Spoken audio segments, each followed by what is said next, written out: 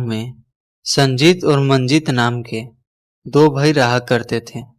मंजीत संजीत से 8 साल छोटा था। उनका कोई नहीं था। इस वजह से संजीत ने ही मंजीत का पालन पोषण की थी।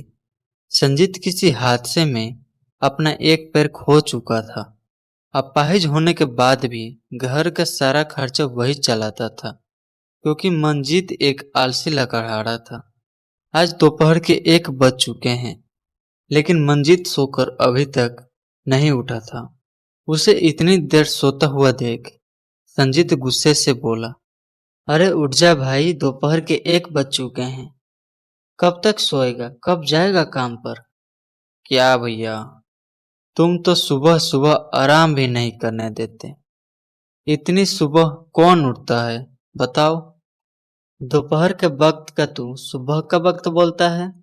मैं तेरे लिए जो नाश्ता बनाया है वो भी ठंडा हो गया है। अब मैं दोपहर का खाना बनाने जा रहा हूँ, लेकिन तेरी जो नींद है पूरी ही नहीं होती। क्या आप दोपहर का खाना बनाने जा रहे हैं? मुझे तो वक्त का पता ही नहीं चला। मंजीत तो पूरे गांव में आलसी नाम से मशहूर है। जब भी कोई मुझसे तेरी बुराई करता है तो बहुत बुरा लगता है। अगर मैं अपाहिज नहीं होता तो कभी तुझे काम करने को नहीं कहता। अब मुझसे घर का खर्चा भी बड़ी मुश्किल से चल रहा है और कई दिनों से मेरी तबीयत भी खराब हो गई है। क्या भैया, आप सीधे सीधे कह क्यों नहीं देते कि आप मुझसे तंग आ गए हो? ऐसा बात नहीं है मंजीत। मैं चाहता हूँ कि तू मेहनत करे, ताकि तेरे लिए कोई अच्छी सी लड़की देखकर तेरी शादी कर दूं। अब तू जल्दी से खाना खा ले। मंजीत नाश्ता करके अपनी कुल्हाड़ी लेकर जंगलों की ओर जाने लगता है। तभी गांव के एक चाचा ने उसका मजाक उड़ाते हुए बोले, क्या बात है मंजीत, तू फिर इतनी जल्दी उठ गया? अरे भाई, इतनी सुबह सुबह अगर काम पर जाएगा तो बीमार पड़ जाएगा भाई। तुमको क्या चाचा, मैं जल्दी उठूं या देर से उठूं? मंजीत की बातें सुनकर चाचा गुस्से में हो गए। क्या बोला? तू तेरी मर्जी, जब तू सोकर उठेगा तब। बेशर्म, शर्म तुझे आती नहीं। इतना बड़ा हट्टा गट्टा हो गया है तेरा अपाहिज भाई। दूसरे को गुलामी करके अपना और तेरा पेट भरता है, और तू दिन भर घोड़े की तरह सोया रहता है। चाचा के बात सुनकर मंजीत कुछ नहीं बोलता और जंगलों की तरफ जाने लगता है। एक पेड़ के पास जाकर अपने आप से बातें करने लगता है। ये गांव वाले जल्दी क्या उठ जाते हैं, मेरा मजाक उड़ाने में कोई कसर नहीं छोड़ते। आज मैं इतनी सारी लकड़ियां काटूंगा कि सबके होश उड़ जाएंगे। इतना कहकर मंजीत लकड़ियां काटने लगता है, लेकिन थोड़ी सी ही लकड़ियां काटने के बाद उसे थकान महसूस होने लगती है। आज गर्मी भी कुछ ज्यादा लगती है और थकान भी महसूस होने लगी है। एक काम करता हूँ, थोड़ी देर आराम कर लेता हूँ। मंजीत एक पेड़ के नीचे जाकर आराम करने लगता है। तभी उसे किसी ने नींद से उठा दिया। कौन है भैया, मुझे इतनी अच्छी नींद से उठा दिया, कितना अच्छा सो रहा था। तभी उसने देखा कि उसके सामने एक साधु खड़ा हुआ है। बाबा, आप यहाँ कहाँ से आ गए? मेहनत करने के बजाय तू आराम से सो रहा है। तुझे ऐसा करता हुआ कई दिनों से मैं देख रहा हूँ। मैं तुझे समझाने आया हूँ, सुधर जा। मुसीबत तेरे सर पे खड़ी है। कैसी मुसीबत बाबा? ए जाओ बाबा, मुझे आराम से सोने दो। मैं अपने जीवन में तेरे जैसा आलसी लकड़हारा नहीं देखा। लकड़ियां काटने की बजाय तू सो जाता है। अरे बाबा, मेरी कुल्हाड़ी टूट गई है, इस वजह से सो गया था। मंजीत ने इतना ही कहा था, तभी साधु ने अपना हाथ पीछे की ओर कर लिया। अचानक मंजीत ने देखा कि साधु के हाथ में कुल्हाड़ी आ गई। एक कुल्हाड़ी नहीं है और बहुत अच्छी है। इससे लकड़ियां जल्दी कटेगी, ये लो। मुझे नहीं चाहिए ये तुम्हारी अच्छी कुल्हाड़ी। मैं सिर्फ अपने कुल्हाड़ी से ही लकड़ियां काटता हूँ। आलसी लकड़हारे, तू ये क्यों नहीं कहता कि तुझे काम नहीं करना है? मैं तो तुझे बताने आया था लेकिन अब लगता है कि तुझसे बात करना ही बेकार है। इतना कहकर साधु वहां से चला जाता है और मंजीत फिर से सो जाता है। शाम को मंजीत थोड़ी सी लकड़ियां लेकर अपने घर आ जाता है। इतनी कम लकड़ियां देखकर संजीत बोला, ये क्या मंजीत, आज फिर इतनी सी लकड़ियां? भैया कुल्हाड़ी खराब हो गई थी, इसीलिए लकड़ियां नहीं काट पाया। मंजीत तो रोज कोई ना कोई बहाना बनाता है। भला इतनी कम लकड़ियों से घर का खर्चा कैसे चलेगा? कोई बात नहीं भैया, कल ज्यादा लकड़ियां काट लूंगा, ठीक है। अगले दिन मंजीत अपने आदत के मुताबिक दोपहर में उठा और अपने आदत से मजबूर रोज की तरह पेड़ के नीचे जाकर सो जाता। ऐसे ही कई दिनों तक चलता रहा, लेकिन संजीत उसे रोज समझा समझा कर थक चुका था और उसकी तबीयत भी धीरे धीरे खराब होती जा रही थी। एक दिन मंजीत जब सोकर उठा तो देखा उसका बड़ा भाई अभी तक सो रहा था। क्या भैया, आप मुझसे बोलते हो कि जल्दी नहीं उठता और आप आज खुद दोपहर तक लेटे हुए हो। आपने तो नाश्ता तक नहीं बनाया, अब मैं खाली पेटे काम पर कैसे जाऊंगा? आज मेरे शरीर में बहुत कमजोरी महसूस हो रही थी मंजीत, मैं चाहकर भी नहीं उठ पाया। तो एक काम कर, बाहर से कुछ खा लेना। संजीत उठकर बैठ गया, तभी संजीत को जोर जोर से खांसी आने लगी। और खांसी के साथ साथ संजीत के मुंह से खून भी आने लगा। ये क्या भैया, आपके तो मुंह से खून आ रहा है। भैया आपको तो बहुत तेज बुखार भी है। अरे नहीं मंजीत, हल्का फुल्का बुखार है और कभी कभी खांसी के साथ खून आ ही जाता है।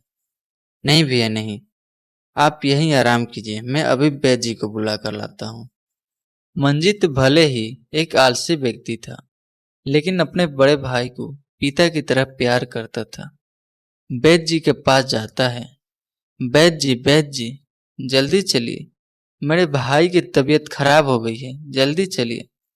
फिर वो वैद्य जी को बुलाकर घर लाता है। देखिए ना वैद्य जी, मेरे भाई के मुंह से खून आ रहा है, देखिए ना क्या हुआ है। फिर वह संजीत की अच्छे से जांच पड़ताल करते हैं और बेहद गंभीर नजरों से मंजीत की ओर देखकर बोले, संजीत की हालत ठीक नहीं है, इसको बहुत गंभीर बीमारी हो गई है। इसको इलाज की सख्त जरूरत है और इसके लिए हमें शहर से दवाइयाँ लानी होगी, तभी संजीत ठीक हो पाएगा। शहर से दवाइयाँ? वैद्य जी ये तो बहुत ही महंगा पड़ेगा। सही कहा मंजीत, तुम्हें 20,000 रुपयों की जल्द से जल्द इंतजाम करना होगा। 20,000 रुपये का नाम सुनकर मंजीत बुरी तरह घबरा गया। ठीक है वैद्य जी, एक हफ्ते के अंदर में 20,000 रुपये का इंतजाम कर लूंगा। ठीक है, ये लो, तब तक दवाइयाँ देते रहना, मुंह से खून आना बंद हो जाएगा और बुखार भी उतर जाएगा। मंजीत को अपने आलसपन पर बहुत गुस्सा आ रहा था। किसी भी कीमत पर वह अपने बड़े भाई को खोना नहीं चाहता था। अगले दिन सुबह होते ही मंजीत मुखिया के पास चला जाता है। क्या बात है मंजीत, आज सुबह सुबह मेरे घर में कैसे? आज तो बहुत जल्दी उठ गया। मुखिया जी, मेरे बड़े भाई की तबीयत खराब हो गई है। क्या मतलब? मतलब कि तू मुझसे पैसे मांगने आया है? जी मुखिया जी, आपने बिल्कुल सही कहा, मुझे 20,000 रुपये की जरूरत है। उसके बदले आप मुझसे जो भी काम कहोगे मैं मेहनत और लगन से करूंगा। तेरा दिमाग तो ठीक है, तुझसे लकड़ियां तो ठीक से काटी नहीं जाती, मेहनत का खाक करेगा। बेचारा संजीत मेहनत कर करके तुझे पाल पोस कर बड़ा कर रहा था और बेचारा खुद घर में बैठ गया। मुखिया ने पैसे देने से साफ साफ मना कर दिया। फिर मंजीत निराश होकर घर चला जाता है। अगले दिन मंजीत ने उदास मन से अपने कुल्हाड़ी लेकर जंगल की ओर चला आया और एक पेड़ के पास आकर खड़ा हो गया। अब मैं क्या करूं? अगर मैं सारा दिन मेहनत से काम करता हूं तब भी मैं 20,000 रुपयों का इंतजाम नहीं कर पाऊंगा। अपने भाई का इलाज कैसे करा पाऊंगा? काश मैं आलसी नहीं होता। आज मुझे किसी के सामने हाथ फैलाने की जरूरत नहीं पड़ती।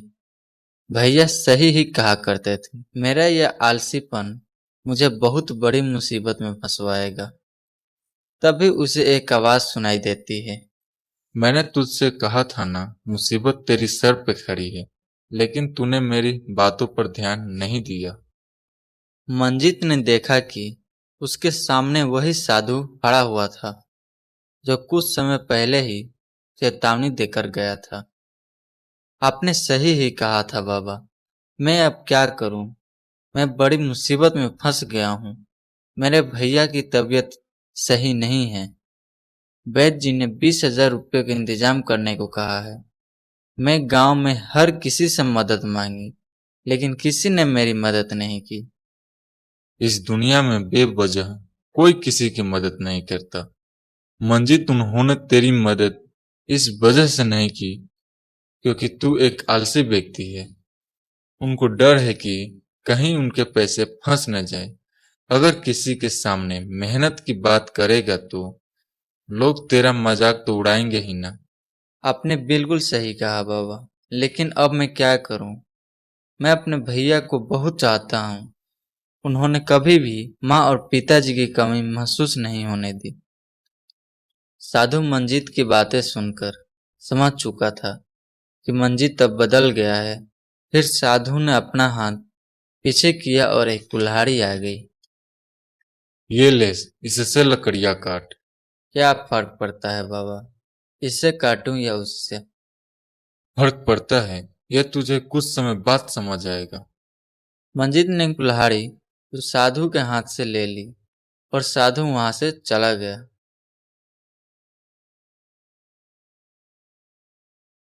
मंजीत ने अभी थोड़ी देर ही कुल्हाड़ी लिया था तभी, अरे वाह, एक कुल्हाड़ी तो कमाल की है। इतने धीरे से मारने पर भी लकड़ी के 2 टुकड़े कर दी। अब मैं जल्दी जल्दी लकड़ियां काट कर बेच सकता हूँ। मंजीत को बहुत ही कम मेहनत करनी पड़ रही थी।